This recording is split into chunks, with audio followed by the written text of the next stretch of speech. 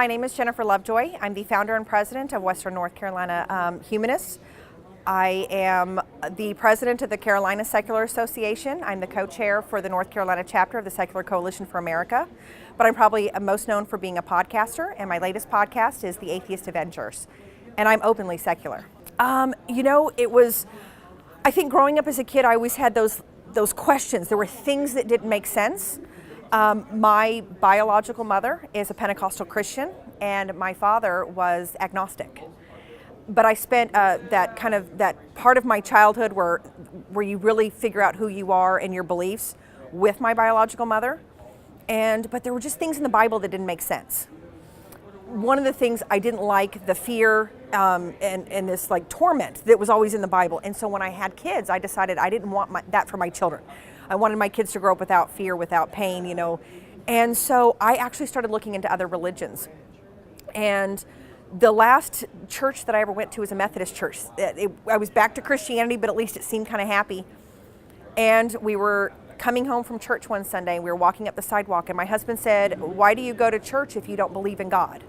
I hadn't even realized that I didn't believe in God. I wasn't really consciously thinking about it. And so he asked me, "Why do you go to church if you don't believe in God?" And I said, "Well, you're supposed to." And he said who? And I thought, light bulb moment.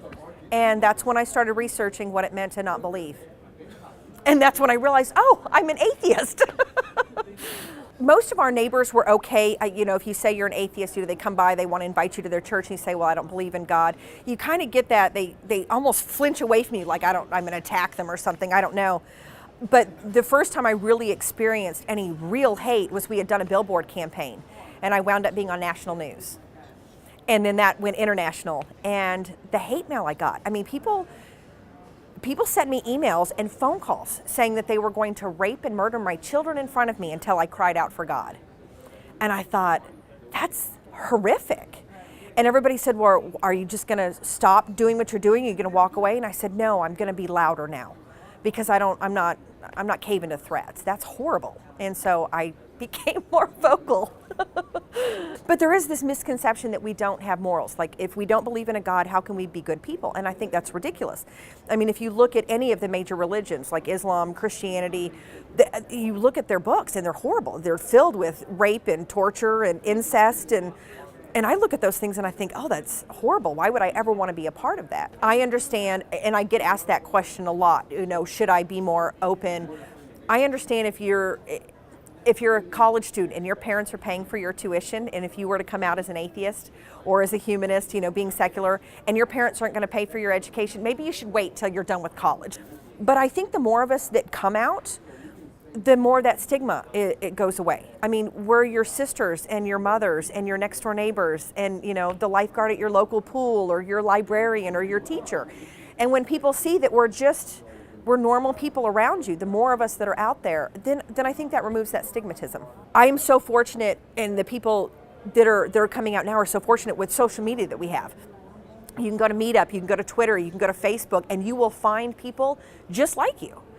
And if you go to Meetup and you type in your area, you'll find a group in your area. If there isn't one, then you contact a national group. They'll help you start one.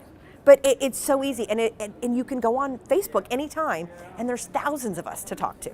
And so I actually realized I was an atheist while I was serving in the military. I didn't know what an atheist was yet. I just knew I didn't believe in God. So I got on a computer and started searching, what does it mean if you don't believe in a God, and found the term atheist. And then I realized I was an atheist. Well, of course, I had to tell everybody. I was like, I figured it out.